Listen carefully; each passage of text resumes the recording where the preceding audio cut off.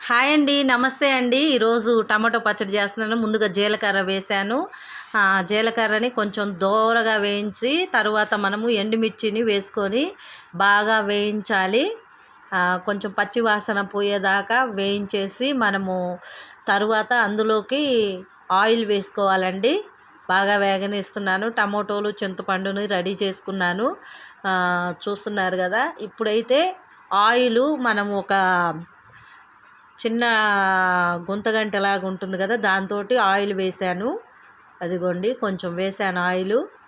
మిరపకాయలు బాగా వేగాలి.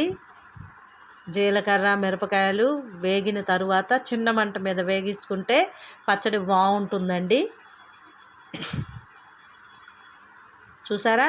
నెక్స్ట్ వచ్చేసి టమోటోల్ని మనం ఏం చేయాలంటే 4 భాగాలుగా కట్ చేసి పెట్టుకున్నాను అనమాట. చింతపండు నానింది, అలాగే టమోటోలు కూడా ఆ విధంగా కాయనే నూనెలో వేయించుకుంటాను. పచ్చడి టేస్ట్ చాలా బాగుంటుంది అలా చేస్తే.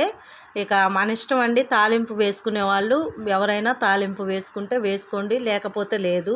నేను ఆయిల్లోనే మిరపకాయలు, జీలకర్ర వేయించి అదే ఆయిల్లో టమోటోలు కూడా బాగా మగ్గించి పచ్చడిని నూరుకుంటాను కాబట్టి ఇంక తాలింపు వేయను. అందులోకి కొంచెం వెల్లుల్లి, ఉప్పు, ఎండుమిర్చి వేసి ఇక తాలింపు వేసుకుంటే పచ్చడి చాలా బాగుంటుంది. అలా కాయే వేసి ఆయిల్లో వేయిస్తున్నాను చూడండి.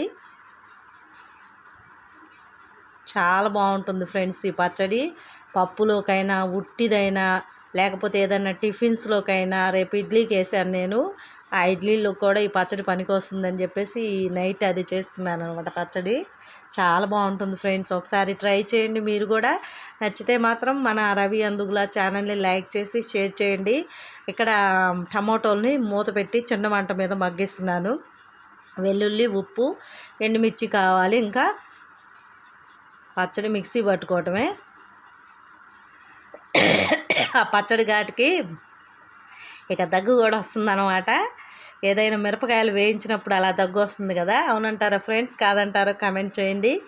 థ్యాంక్ యూ అండి. బాగా మగ్గాలి. టమోటోస్ బాగా మగ్గితేనే టేస్ట్ చాలా బాగుంటుంది. మూత పెట్టేసి మగ్గించుకుంటాను.